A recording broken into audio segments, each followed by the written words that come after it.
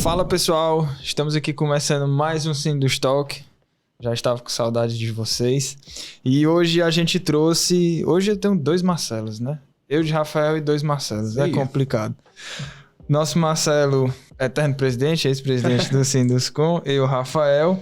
E o nosso convidado, Marcelo Volker, que ele vai dizer como é que se fala o nome dele da forma correta. E pessoal, hoje a gente vai estar trazendo o assunto de marketing imobiliário e comercialização de empreendimento. Daquele mesmo esqueminha que a gente faz sempre, um bloco. A gente vai falar o primeiro bloco hoje sobre marketing imobiliário e na próxima semana a gente vai estar trazendo um tema mais focado para comercialização. Marcelinho, dê sua breve introdução e aí depois o Marcelo já começa explicando o nome dele, o que é que ele faz, e vocês vão ver durante o podcast, ver e ouvir o porquê que esse rapaz veio parar aqui nessa mesa com a gente. E aí pessoal, tudo bom? Primeiramente não dá para confundir que um é Marcelinho e o outro é Marcelão, né? Vocês não estão enxergando aqui, mas o cara é grande. Pessoal, é um prazer estar aqui com todo mundo de novo. Eu sou Marcelo Montenegro Filho, diretor da Construtora Montenegro, ex-presidente do Sinduscom Jovem e conselheiro do Sinduscom Jovem. E a gente vem para um assunto que sai um pouco dos nossos assuntos convencionais, que são mais voltados para a parte técnica de obra. E agora a gente vai falar um pouco sobre vendas de imóveis, marketing imobiliário e tudo. Apesar de que eu já vi uma palestra do Marcelo lá no Sinduscom e ele trata a venda realmente como algo técnico, número, que é uma leitura totalmente diferente do que eu já tinha visto. De verdade, Marcelo, não é porque eu tô aqui na sua frente, mas virei seu fã naquele dia em ver que a gente não faz mais autópsia de venda, mas sim uma análise de venda. Depois que vendeu, beleza, mas a gente tem que ver enquanto está vendendo, e aí eu queria que você explicasse um pouco sobre isso depois da sua introdução, como é seu pensamento diferenciado. Já tô aqui pulando um pouco o roteiro porque eu quero mudar o negócio. Mas a gente aqui, o nosso roteiro é um simples guia. O que está escrito aqui é basicamente para a gente ir tangenciando um pouco o assunto, mas a melhor conversa é aquela conversa que vai fluindo. A gente já teve os podcasts sensacionais que a gente fugiu completamente do roteiro e vocês nem vão saber qual foi deles que a gente fugiu do roteiro, porque ficou tão bom que não tem como a gente saber. Mas de verdade, quem tiver a oportunidade de visitar, de ver uma palestra do Marcelo, ou então, não sei se tem alguma coisa no YouTube. Tem bastante coisa no YouTube. Então, aproveita e faz o jabá aí do YouTube e já começa. Beleza. Gente, primeiramente, obrigado demais por estar aqui. Eu fico muito honrado de receber esse convite. Fiz questão de estar aqui. Todas as vezes que me chamar, pode chamar que eu vou vir. Acho essa iniciativa, é bom falar também do respeito que a gente tem para o Sinduscom do Ceará, do Sinduscom Jovem também, que eu acho que é um Sinduscom maravilhoso, né? Que ele está muito preocupado com a parte de capacitação técnica, a parte realmente que vai apoiar o associado e a parte do Sinduscom Jovem também, que é ativo, né? É ativo e inclui muita gente. Então, para quem não me conhece, eu sou Marcelo Volker, fala Volker, mas eu não entraria nesse assunto agora. Eu também não falo, só que eu sou diretor da VMV, e a VMV é uma empresa jovem, ela tem 4 anos só, agora 5 anos, a gente abriu ela em 2017, depois de vender outras operações que a gente tinha, mas para ter foco no mercado imobiliário, que é o único mercado que eu conheço, entre varejo, hotelaria e tudo mais, onde a gente consegue ter uma visão global da demanda, que é uma coisa que você introduziu, que é muito interessante, que é o seguinte, em algum momento eu defini o nosso trabalho como o escriba do marketing e vendas no mercado imobiliário, porque a gente vê o que está acontecendo e escreve, vê o que está acontecendo e escreve, vê o que está acontecendo e escreve. Por exemplo, em janeiro desse ano, vários clientes que não tiveram a performance boa de venda nos últimos 12 meses venderam muitas unidades e não foi só um, ou seja, todos os piores produtos que eu tive na minha prateleira, que são muitos, tiveram o melhor resultado em janeiro. Eu falei, o que aconteceu? Então, nosso trabalho é isso, é entender coisas que as pessoas não estão olhando para isso. Então, muita gente fala que o acaso, o aleatório, simplesmente são coisas que a gente não viu a teoria que está por trás. Então, o mercado imobiliário ele tem muita teoria, ele tem muita matemática. A gente começa tendo... Eu não paro de falar, vocês já viram, né? Eu vou deixar vocês cumprir um pouco o roteiro. Mas o mercado imobiliário, todo mundo sabe que no mercado imobiliário tem a viabilidade físico-financeira, depois tem um cronograma físico-financeiro, acabou. Só que, na verdade, marketing é matemática. Vendas é matemática. Por exemplo, um exemplo bobo que a gente tem também, assim, eu posso dar vários exemplos, mas eu gosto de dar exemplo porque a gente é muito prático. Por exemplo, eu tenho que vender 50 unidades e vou colocar um corretor no meu stand de vendas. Qual que é a possibilidade estatística de um corretor vender 50 unidades? Não existe. Então, peraí, um corretor bom historicamente, por exemplo, em Casa Verde e Amarela, isso são números que a gente tem volume de dados para falar, um corretor bom, na média Brasil, vende uma unidade. Eu já tenho corretor comum que vende 8, 10 unidades de Casa Verde e Amarela? Tem, mas ele está fora da média. A média é 1, com um corretor muito bom 2 e um corretor extremamente bom 3. Mês. E o que é interessante isso? Porque quando a gente começa a levantar esses números, eu começo a ligar para o diretor e presidente das outras empresas. Falar assim, cheguei nesse número aqui, é isso aqui mesmo? O cara, não, aqui tá rolando a mesma coisa. Fala, beleza, o fulano tá igual. Igual, por exemplo, a gente chegou... É perigoso me entrevistar, tá? Porque vai ser complicado. Mas vai dar tudo certo. Só que aí a questão é o seguinte, igual, por exemplo, a gente chegou no número de 0,6% do VGV para fazer campanhas de incentivo. Tipo assim, corretor que vender mais nesse mês vai ganhar 0,6%, corretor que não vai ganhar não sei o quê, e a gente vai ganhar bônus, vai ganhar carro, vai ganhar não sei o quê. Aí a gente começou a girar com 0,6 nos orçamentos, aí eu liguei para na verdade, um cliente meu que era diretor da Cyrela, eu falei assim... Cara, como é que na Cyrela você fazia esse orçamento assim? Ele falou, não, na Cyrela a gente tinha orçamento que era 0,4, tinha outro que 0,5, tinha outro 0,6. Eu falei, então, peraí, então funcionou o 0,6, que realmente que eu achei faz sentido. E ao longo dos anos, e já com uma equipe muito grande, a nossa equipe só fica fazendo isso. Além de atender demandas operacionais do cliente de gestão, a gente vê qual que é a melhor prática de tudo. Então, assim, que empresa parou até hoje para fazer normatização de marketing e normatização de venda? O que é norma? Igual a gente tem ISO. Qual que é a ISO para fazer escada? Eu tenho uma NBR para fazer escada. A escada tem que ter uma altura, tem uma distância de... A gente também tem uma norma para fazer stand de venda, uma norma para fazer anúncio, uma norma... eu posso fazer coisas fora da norma? Posso. Mas a norma é a minha segurança. Então a gente pega o cliente dentro de tudo que a gente já conseguiu normatizar, que é bastante coisa. Por exemplo, meeting de vendas. A gente tem uma norma de meeting de vendas. Quando tem que divulgar, quanto que tem que investir, quantas pessoas tem que ter proporcional ao VGV, de forma que eu posso colocar para uma pessoa que é júnior uma norma escrita, falar assim, vai por esse caminho que não vai dar errado. A gente quer pasteurizar as operações? Não queremos. A gente quer balizar por um bom nível. Porque, por exemplo, o povo começa... Eu não tô deixando você falar, pode falar. Você vai esperar eu respirar, eu não vou parar de... Não, um pouquinho desse negócio não. A gente vai interromper qualquer coisa. Não, porque... Pode interromper, porque comigo funciona assim. Então, como eu não trabalho com vendas de imóveis, a gente tá falando para um público que não é todo mundo que vai estar nesse ambiente. Marcelinho, ele trabalha um pouco com isso, que tem os corretores da Montenegro e tudo mais, só que não é a principal atividade dele. E aí eu vendo isso... O que o Marcelão faz, ele explica com números o que a gente não vê como números e acha que são números por acaso ou que nem números tem. Acha que é aleatório. Cara, acha que é aleatório. Na verdade é o seguinte, eu vou mudar o nome desse episódio aqui, pode cortar. No começo do episódio vocês vão escutar uma coisa e agora o episódio vai mudar de novo. O nome agora vai ser Engenharia de Marketing, porque isso aqui é exatamente isso. Era... Toda a vida na construção, a minha empresa hoje, que vem do meu pai, a gente tem 47 anos de atuação. E sempre eu vivi nesse mundo de construção civil. A parte mais subjetiva de toda a indústria, toda a cadeia é marketing e vendas. Agora o Marcelo tá vindo aqui com o número e tá mudando esse negócio. Exatamente, porque a gente tinha aquele feeling. Eu acho... Você pode até ter falado, com certeza. Eu acho que 3 corretores dá conta. 5 corretores dá conta. Mas de onde é que veio esse número? Eu acho que ele pega veio? 6 mil reais o metro quadrado. Beleza. Cara, eu acho. O acho mata muita coisa. Não, e eu vou dar um exemplo disso do metro quadrado que você falou, que é uma das coisas que eu não finalizei isso, mas ó, pra você ver, uma das coisas mais interessantes que nós vamos lançar agora em 2022, que assim, eu fico feliz profundamente disso, que é o seguinte, eu tava fazendo um curso de tabela de vendas, porque também cada um, igual, por exemplo... Cursos de incorporação imobiliária tem cursos de tabela de venda, mas a tabela de venda por uma ótica financeira. E fazendo curso para alguns clientes nossos de tabela de vendas, eu descobri que existe uma metodologia matemática que se chama precificação hedônica, que a gente consome muita pesquisa. Pesquisas de bons institutos de pesquisa, como a Brain, como a Prospecta e tudo mais, que são parceiros nossos aqui também.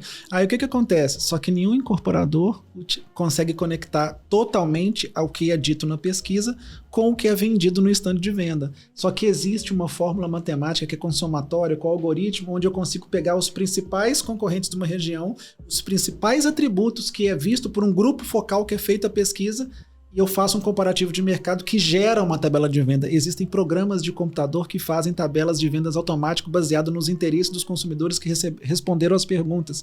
Então, o nosso é Você muito pode doido isso. pra- É doido, chama precificação hedônica. É tipo um TQS para estrutura de vendas, cara. Cara, eu já... É muito doido. É um mas sistema de tipo controle de caixa para vendas. É muito sinistro. Não, e quando eu fui fazer... Você pode Fala o nome, velho, pode falar o nome. Você pode citar alguns, ou então de algumas empresas que fazem isso, só pra gente... Eu achei 2 teses de doutorado no Brasil que citaram isso. Eu tenho as fórmulas matemáticas, esses programas eles não são para o mercado imobiliário, mas existem teses de doutorado. Se você bater precificação hedônica no Google, fala precificação hedônica de produto imobiliário, vocês vão achar essas teses de doutorado, onde se constrói o raciocínio em cadeia. Então, esse é o nosso trabalho. É que eu não consegui, porque eu fui cavando esse buraco, eu fui estudando, aí é o seguinte, eu falei, gente, não tem jeito, tipo assim, eu fui cavando e era um negócio muito profundo, mas o nosso, e eu vou terminar isso, mas existem programas que não estão disponíveis para as pessoas normais e existem teses de doutorado e não existe nenhuma empresa que faz isso, mas o nosso trabalho é o seguinte, quando eu tenho um produto imobiliário, eu tenho que ter um raciocínio lógico desde a viabilidade financeira e da vocação do terreno até a última unidade. E não é difícil. Essa informação está à nossa disposição. A exemplo do que eu estou dando da tabela de vendas. As tabelas de vendas, grande maioria das vezes, absolutas, são feitas de uma maneira semi-aleatória. Tipo assim, eu acho que esse bairro aí pega 6,5. Acho que pega 6,5. E sempre foi assim. A gente sempre vê esse papo de stand de vendas que é tipo assim, não, esse bairro aí é para 3/4. Aqui vai pegar um 3/4, 2/4 não vai pegar. A gente é contra tudo isso. Então a gente até tem um cuidado muito grande, principalmente eu, que às vezes sou muito firme na afirmação, porque às vezes a gente chega num stand de vendas, aí alguém no stand de vendas fala assim, acho que não está vendendo por causa disso. Eu falei, olha, desculpa, mas o meu trabalho não é confiar no que você está falando. Meu trabalho é conferir se isso tem a ver com a realidade. E grande maioria das vezes a pessoa projeta no marketing e projeta no vendas a crença dela. Não, porque essa coluna não vendeu por causa que não bate sol às 3 horas da tarde. É nesse nível. Quando você vê, a gente muda uma coisa e vende tudo, mesmo fazendo calor no negócio. Então, assim, a subjetividade no marketing e vendas culturalmente é 100%. Se faz tudo na base cowboy. Tem muita gente que está em interesse de estudar? Tem, mas existe alguma literatura sobre estruturação de vendas de produto imobiliário? Existe pouca. E as poucas que tem são subjetivas. Então, tipo assim, a gente assumiu muito essa posição matemática dentro do marketing e vendas e a gente tem conseguido ter um sucesso, porque, igual eu estava falando com um colega agora mais antes aqui, mais cedo, que é o seguinte, tudo é muito aleatório. Então é o seguinte, se o cara fala alguma coisa e ninguém contesta, aquilo ali vira verdade. Passa a ser verdade. Então isso no mercado imobiliário vai passando. É quando você fala assim, peraí, de onde você tirou essa informação? Fulano me disse. Fulano me disse. Então assim, é uma coisa que eu até falei antes dos contos. É igual aquela coisa que acontece na obra, né? A pessoa faz, não, eu fiz em outra obra e deu certo. Aquela desculpa de não técnico, digamos assim. Porque o técnico vai te trazer números, o não técnico ele vai te trazer, eu já fiz em tal canto e deu certo. E existem os contrapontos. Igual um contraponto muito comum que a gente fala é o seguinte: existe marketing e vendas. Tem o departamento de marketing que gera os leads muitas vezes e o departamento de vendas que atende os leads. Aí você pensa bem, você vai chegar para um corretor e falar assim, o lead que o marketing deu para você é bom? Aí ele vai falar assim, é ótimo, não vendi porque eu sou incompetente. Ele não vai falar isso, entendeu? Então, tipo assim, por uma questão óbvia, se eu fosse corretor, eu ia falar, não, o lead era até bom, mas ele não era suficiente para vender. Então, tipo assim, a gente também tenta tirar todos esses gatilhos de subjetividade no processo. Então, por exemplo, nesse caso, entre o marketing e vendas, a gente coloca um departamento no meio que é o pré-vendas, que eu levanto muito essa bola, justamente para equilibrar esse processo todo. Aí, Marcelo, você está falando de números, de tudo que sua empresa faz, que eu imagino que seja a pioneira e a única aqui no Brasil a fazer esse tipo de negócio. Sim, e mais pioneiro ainda, porque no meados de uns 3, 4 meses atrás, a gente assumiu também a nossa potência em termos matemáticos. Eu falei assim, cara, consultoria que fala de marketing até tem, Consultoria que fala de vendas até tem, mas com a capacidade de cálculo que a gente tem, não tem. Então vamos embora, vamos focar no cálculo mesmo. Então a gente focou muito no Big Data. Cara, ninguém briga com número, velho. E aí, me conta mais um pouco de qual a tua prioridade na hora de fazer uma estratégia de marketing voltado para esse teu tipo de negócio, já partindo para a objetividade, tá? Não o marketing objetivo, a engenharia de marketing. Perfeito. Quais são os pontos prioritários e quais as principais ferramentas para a gente gerir um marketing imobiliário, lançar um empreendimento? Perfeito. E no cerne absoluto da pergunta, que eu acho que é o que eu vou conseguir sem ser tétrico e aleatório durante 2 horas, é o seguinte, porque tem uma parte filosofal, né? Porque tem coisas que eu não consegui resolver ainda. Só que é o seguinte, onde existe muito pecado na hora de fazer o lançamento, primeira coisa é o orçamento, né? Aqui, felizmente, no Ceará, eu tive o prazer de ver várias incorporadoras com um orçamento rigoroso de marketing. Só que a cultura que a gente tem é gastar o mínimo possível. Quando é incorporador, o que acontece? O incorporador ele tem a viabilidade dele. E muitas vezes, por não ter um conhecimento profundo de marketing, ele dá uma jogada no marketing e vendas para o mínimo possível, para dar viabilidade, às vezes uma viabilidade complicada. Aí você vai falar assim, cara, esse produto eu tô vendo que ele vai ser um pouco complicado, eu vou precisar de 9,5%, 10% de marketing em vendas, que é um padrão. Aí o cara fala, não, mas na minha viabilidade passou 8%. Mas 8 não tá certo. Aí a gente já começa com impasse. Por quê? Matematicamente, a média que a gente investe em marketing e vendas em nível Brasil, quando eu falo média alto padrão, baixo padrão, qualquer cidade, uma média forte. Que é que a gente fala muito de estatística. Lógico, você está no Beira-Mar, você está no Casa Verde Amarela de 150 mil, vão ter deformações, mas a média forte é 9. Temos clientes que gastam 10, temos clientes que gastam 8. Mas quando o cara chega e fala assim, pô, mas o meu orçamento de marketing e vendas está em 6, 7. Eu falo, não, mas espera aí. Já está fora do... A gente já começa a fazer análise de risco. Então, a primeira coisa é, temos que fazer um orçamento dentro das boas práticas do orçamento. Boas práticas do orçamento quer dizer o quê? Um equilíbrio entre todas as rubricas do orçamento. Por exemplo, eu tenho um orçamento de 2 milhões de marketing para gastar com produto. Aí eu faço um stand de 1 milhão e 700. Isso é comum. Aí eu falo, o stand é 1 milhão e 700, então eu vou ter 300 mil para o produto inteiro. Então, por quê? Ele desequilibrou o peso, ele tinha o dinheiro, mas ele desequilibrou. Isso é muito comum. Marketing é fora corretagem, né? Fora corretagem. E isso que é interessante, porque assim, o cara que fez isso do stand, eu tenho vários clientes assim, e esse caso é real, ele não fez por maldade. Ele fez porque ninguém chegou para ele e falou assim, cara, o seu stand ele não pode passar de 0,5, de 0,6, baseado nas boas práticas que ninguém nunca escreveu. Então a gente chega, eu tive uma conversa aqui em Fortaleza e falou assim, não, mas eu vou fazer um stand. Eu falei, olha, esse stand que você tá fazendo tá 0,3, tá dentro do que a gente tem visto com média. Não, peraí, seu stand aí tá dando 1% do VGV, porque o cara achou bonito fazer um stand, isso acontece, o cara quer fazer um stand maravilhoso. Falou assim, faz porque você quer, mas não tira da minha verba, porque eu vou pegar 1% do VGV e fazer um stand e eu vou torrar seu dinheiro além desse 1%. Então a gente traz norma financeira para tudo que vai ser gasto. Porque como não existe essa cultura de só que na obra você sabe que você não pode gastar mais do que isso, tem tudo muito normatizado. No marketing a gente normatiza financeiro. Outra coisa é o cronograma físico financeiro. Eu não posso gastar tudo descompassadamente, porque uma das coisas, para finalizar esses 2 pontos, eu vou falar só de cronograma e financeiro. Cronograma, por exemplo, eu tenho 2 milhões, aí eu fiz certinho, falei, não vou fazer um stand de 1 milhão e 700, vou gastar tudo direitinho de acordo com o que eu entendi que é a boa prática do mercado, que ninguém nunca escreveu, mas eu conversei com muitas pessoas, tive sorte de falar com pessoas sensatas. Só que teve um colega meu que falou que vai vender tudo no lançamento, que aqui a gente tem uma cultura de falar assim, cara, o lançamento vai bombar, isso aí vai derreter. Vendeu rápido, o produto é bom, né? O produto é bom, maravilhoso, não sei o quê. O incorporador, munido desse otimismo, ele pega os 2 milhões e gasta 1,5 milhão no primeiro mês de lançamento, porque eu vou fazer um show, eu vou fazer um stand maravilhoso, vou fazer um coquetel, vou fazer uma venda, vou fazer um meeting para 1.000 corretores. Aí ele vende 10%. Ele não tem dinheiro depois. Então, assim, se a gente conseguir fazer uma projeção de vendas, aí eu vou usar o VSO, que a gente tem todos, o próprio Sinduscon também tem essa visão de prateleira. Se eu vou ver uma projeção de vendas, eu projeto minha despesa dentro desse tempo. A chance da gente ter problemas de marketing e vendas já diminui muito, porque eu não tenho descompasso dentro do meu processo. Entendeu? Então, e as ferramentas? Tá.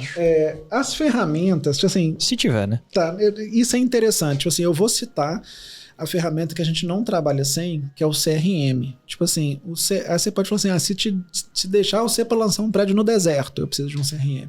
mais nada. E corretor, naturalmente, o prédio. Sim, com certeza. Só que a gente não é fã de projetar expectativas em ferramentas. Isso foi muito interessante porque assim, a gente veio de outros mercados, eu acho que isso nos trouxe muita maturidade, eu acho que é interessante só complementar isso no início. A gente veio do varejo, veio da telefonia, veio do telecom, então a gente lidou com grandes volumes de orçamento e grandes volumes de equipe. Por exemplo, eu já montei equipe de pré-venda com 700 pessoas. Quando a gente monta numa construtora com 2, é bem fácil. Então, a gente fez para empresa de TV a cabo, a gente tem cliente de empresa de TV a cabo nos Estados Unidos e tudo mais. Não parece, eu cobro barato, porque é legal falar que tem cliente nos Estados Unidos, mas de fato, só que isso nos traz muita competência, porque o mercado imobiliário, como o nosso ticket é muito grande, são tickets de 200 mil a 20, 30 milhões, a gente não trabalha com um ciclo rápido de clientes. Então a gente trabalha com poucos clientes e um ciclo mais longo. E um ciclo longo. Você vê uma telefonia, é pau quebrando, é negócio de 30 todo reais. Dia, ele troca ali, o volume dele é muito maior. Ou seja, então, por exemplo, muitos dos nossos treinamentos que a gente tem, por exemplo, de vendas e pré-vendas, eles vieram de grandes times de 1.000, 2.000, 3.000 pessoas de varejão. Porque no varejo, a gente tem controle total do processo de atendimento. Uhum. E aí eu faço um convite para todo mundo que está vendo. Qual construtora que sabe exatamente o que o corretor está falando com o cliente na ponta de venda? Não sabe, porque está no celular dele. Olha o tamanho desse risco de gestão. E aproveitando que você já está falando sobre isso, de você complementar um pouco, né, de como a internet e as ferramentas digitais, que, como você disse, não tem tantas ferramentas como a gente vê para orçamento, para projeto, para N partes da construção. Para a parte de marketing ainda não tem assim, uma ferramenta disponível, aquela ferramenta, rapaz, se você fizer com essa ferramenta, a probabilidade aumenta muito. Eu digo que a ferramenta é esse homem aqui, que está sentado na nossa frente, ferramenta humana. Obrigado. A gente está dando muita atenção para Fortaleza também, eu fico feliz com Jabá. Muito bom. E aí, você falar um pouco de como que a digitalização atual contribuiu para o marketing imobiliário hoje e também falar um pouco de como que ela era, as mudanças que ocorreram. Ótimo. Que, assim, foram boas. Era aquilo que a gente combinou antes do podcast, né? Exatamente. Pra eu responder. Porque é interessante, porque a gente já viu e acompanha a evolução de tudo, cara. A gente acompanha a evolução de celular, a gente acompanha a evolução de carro, a gente acompanha a evolução de TV. E a gente esquece que a casa da gente também evolui. Só que não é só a casa. O intuito do podcast da gente é a gente trazer tudo o que está por trás da nossa moradia. Como é que ele começou, por que ele começou, qual foi a ideia, como é que ele foi vendido, qual foi a estratégia utilizada, qual é o produto que está sendo aplicado naquele local. Então, isso... Pra gente, na construção, é importante a gente saber como que evoluiu essa engenharia do marketing, né? E aí, cara, a gente tem um guru aqui na nossa frente para poder perguntar e ter a resposta, eu vou dizer, de tudo, de marketing, porque... Não sei, talvez até de tudo, né? Eu posso te falar que tem uma palavra que a gente traz muito pro nosso trabalho, que é gestão. Então, tipo assim, antigamente a gente fazia a venda cowboy, que muita gente ainda faz e funciona ainda muito bem. A gente tinha um panfleto, tinha um outdoor e um stand de vendas. E acabou. Não tinha mais nada. O meu primeiro lançamento imobiliário foi em 2001.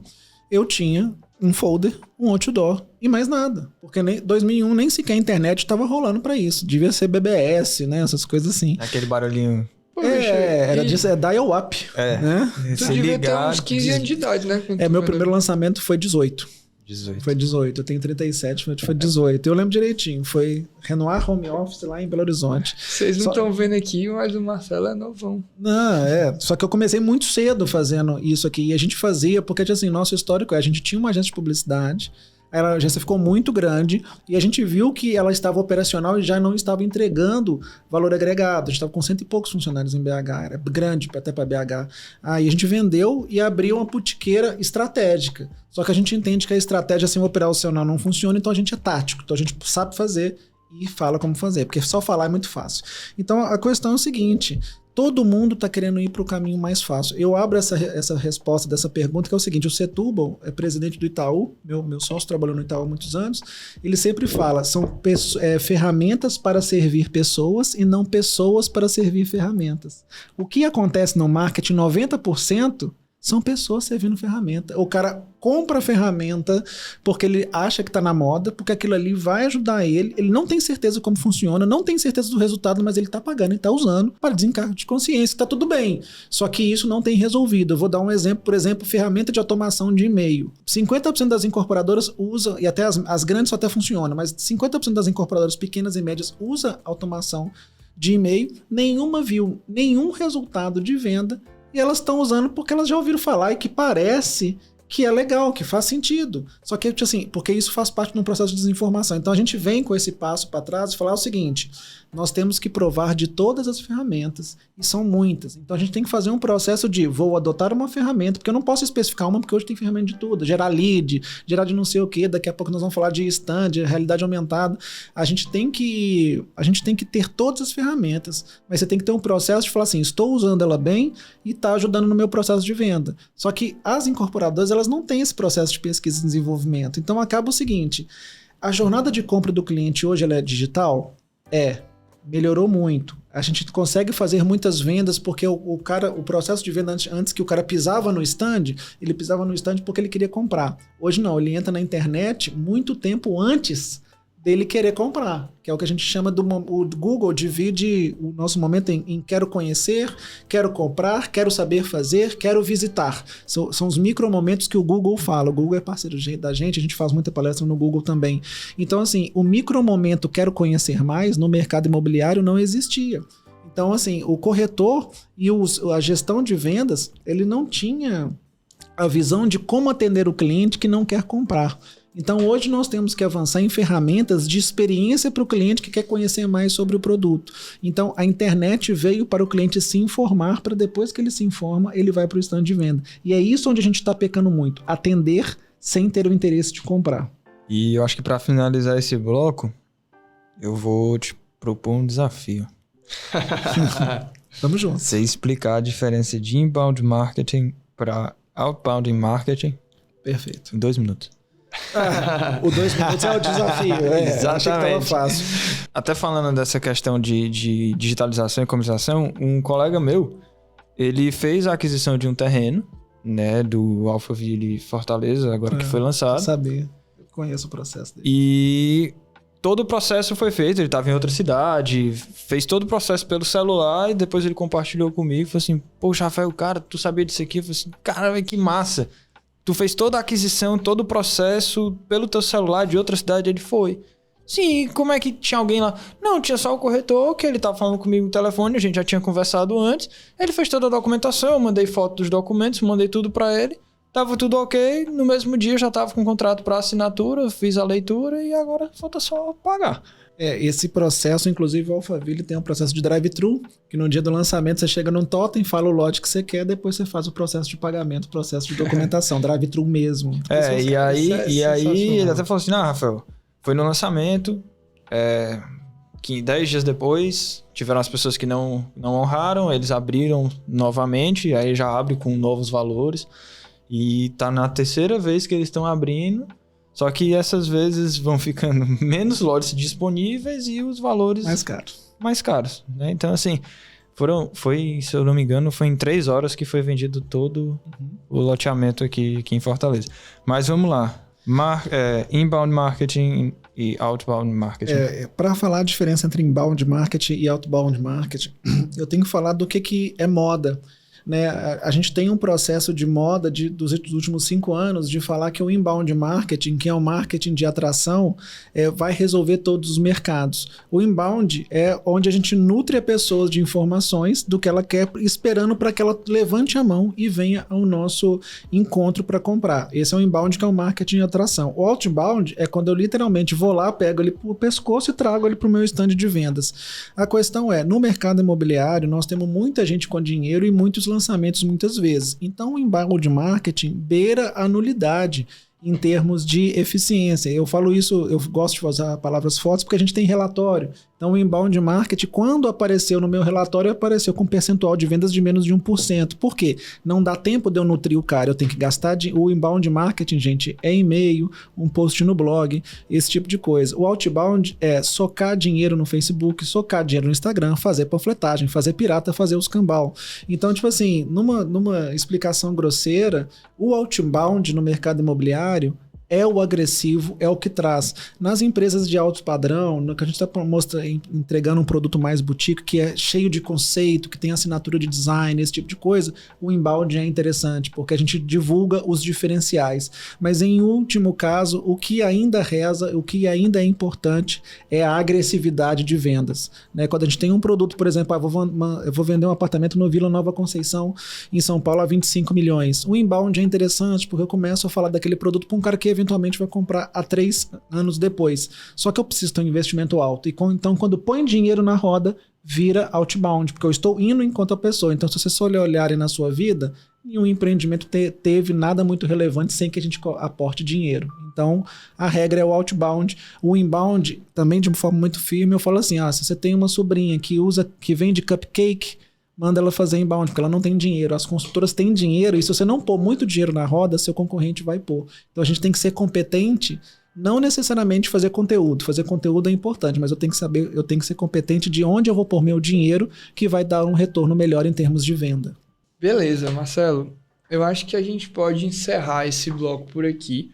Okay. Deixar um gostinho de quero mais. Já vou deixar aqui uma dica do que vai acontecer no próximo, que é uma pergunta que também está fora do roteiro. Estou achando, com todo respeito a todos os meus outros amigos que já passaram por essa mesa, esse episódio especialíssimo, que é uma área que sou apaixonado, porque é o desafio que eu tenho na consultora. O maior desafio, eu acho, porque até então eu enxergava como subjetivo. E no dia lá da sua palestra já comecei a enxergar de uma maneira diferente e agora estou sendo mais ainda esclarecido. Então, um gostinho de quero mais que eu já vou deixar para o próximo bloco é: escutem se essa metodologia do Marcelo serve para pequenas, médias e grandes incorporadoras ou vendedoras. Então, a gente se vê no próximo episódio, completando esse assunto, e espero que todo mundo tenha gostado dessa parte desse bloco. Obrigado, pessoal. Até próxima terça. Até já. Valeu. Valeu.